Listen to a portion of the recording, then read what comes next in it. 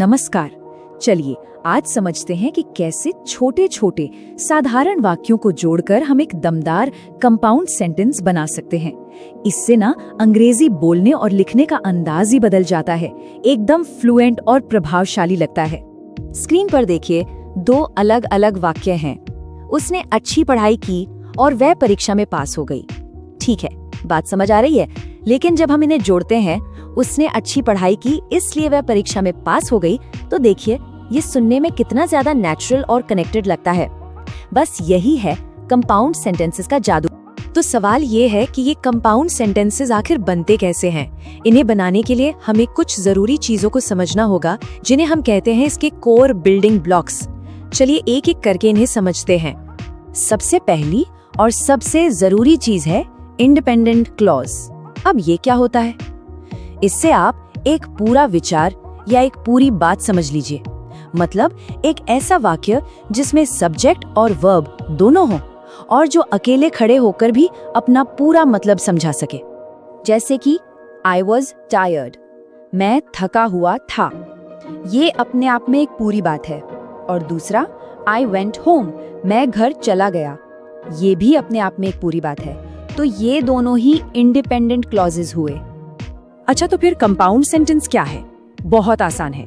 जब हम ऐसे ही दो या उससे ज्यादा इंडिपेंडेंट क्लॉजेस यानी दो पूरी बातों को एक कंजंक्शन से जोड़ देते हैं, तो वो बन जाता है एक कंपाउंड सेंटेंस। ये कंजंक्शन एक पुल की तरह काम करता है और इसका फॉर्मूला तो एकदम सीधा है। एक इंडिपेंडेंट क्लॉज, फिर एक कंजंक्शन और फिर दूसरा इंडिपेंडेंट क्लॉज। जैसे हमारे पिछले उदाहरण में I was tired, so I went home. मैं थका हुआ था इसलिए मैं घर चला गया। देखा कितना सरल और कितना असरदार है। ठीक है, तो अब हमें बेसिक्स तो पता चल गए हैं, पर इन क्लॉजेस को जोड़ने का वो सीक्रेट फॉर्मूला क्या है? वो कौन से शब्द हैं जो ये काम करते हैं? चलिए पता लगाते हैं। आखिर वो कौन सा ग्लू है जो इन दो वाक्यों को सही तरीके से जोड़ता है? वो कौन से खास शब्द है जिन्हें हम कंजंक्शंस कहते हैं? इसका जवाब छिपा है बस एक शब्द में, फैन बॉयज। जी हाँ, इसे याद कर लीजिए। फैन बॉयज असल में 7 कोऑर्डिनेटिंग कंजंक्शंस को याद रखने का एक मजेदार तरीका है।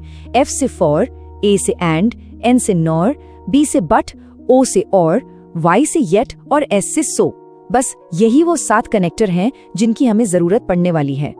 बढ़िया, अब जब हम अपने सीक्रेट हथियार फैन बॉयज को जान गए हैं, तो चलिए अब देखते हैं कि इनका इस्तेमाल करके एक परफेक्ट कंपाउंड सेंटेंस कैसे बनाया जाता है।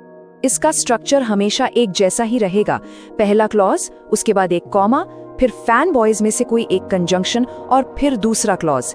एक बात ध्यान रखिएगा, कंजंक्शन से पहले वो कॉमा लगाना बहुत जरूरी है। आइए कुछ उदाहरण देखते हैं। He worked hard and he succeeded। यहाँ एंड दो एक जैसी बातों को जोड़ रहा है। दूसरा, She was ill but she went to school। यहाँ बट दो उल्टी यानी विरोधी बातों को जोड़ रहा है। और तीसरा, You can stay here or you can go home। यहाँ और हमें एक चॉइस, एक विकल्प दे रहा है। चलिए अब जब हम ये वाक्य बनाना सीख गए हैं, तो कुछ ऐसी आम गलतियों पर भी नजर डाल लेते हैं जो अक्सर हो जाती हैं, ताकि हम उनसे बच सकें। सबसे पहली और आम गलती है कंजंक्शन लगाना ही भूल जाना। आप ऐसा नहीं कह सकते I was tired, I went home। ये अधूरा लगता है। इन दोनों के बीच एक रिश्ता बनाने के लिए आपको सो जैसे कनेक्टर की जरूरत है। अच्छा, अब ये दूसरी गलती देखिए, ये बहुत होती है। He is poor but honest। इसमें बट तो है, पर ये कंपाउंड सेंटेंस नहीं है, ये एक सिंपल सेंटेंस है। क्यों? क्योंकि ऑनेस्ट अपने आप में एक पूरा क्लॉज नहीं है। असली कंपाउंड सेंटेंस होगा He is poor but he is honest। यहाँ बट के दोनों तरफ पूरी पूरी बात है। तो आपके लिए ये रही एक 3 पॉइंट चेकलिस्ट। जब भी कोई कंपाउंड सेंटेंस बनाएं, तो बस ये 3 चीजें चेक कर लें। क्या 2 इंडिपेंडेंट क्लॉजेस हैं? क्या बीच में एक सही फैन बॉयज कंजंक्शन है? और क्या कंजंक्शन से ठीक पहले कॉमा लगा है? अगर तीनों का जवाब हाँ है, तो आपका वाक्य एकदम परफेक्ट है। अब आप सोच रहे होंगे कि ये स्किल इतनी जरूरी क्यों है? ये सिर्फ ग्रामर का एक नियम नहीं है, इसके फायदे बहुत हैं। देखिए, कंपाउंड सेंटेंसेस पर महारत हासिल करने से आपकी इंग्लिश मजबूत और नेचुरल लगती है। आपके लिखने में एक फ्लो और क्लैरिटी आती है। और हाँ, कॉम्पिटिटिव एग्जाम्स के लिए तो ये बहुत ही जरूरी है।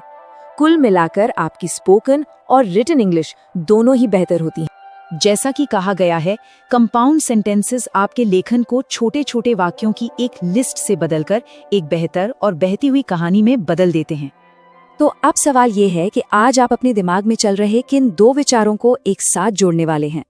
जाइए और आज से ही इसे आजमाना शुरू कीजिए।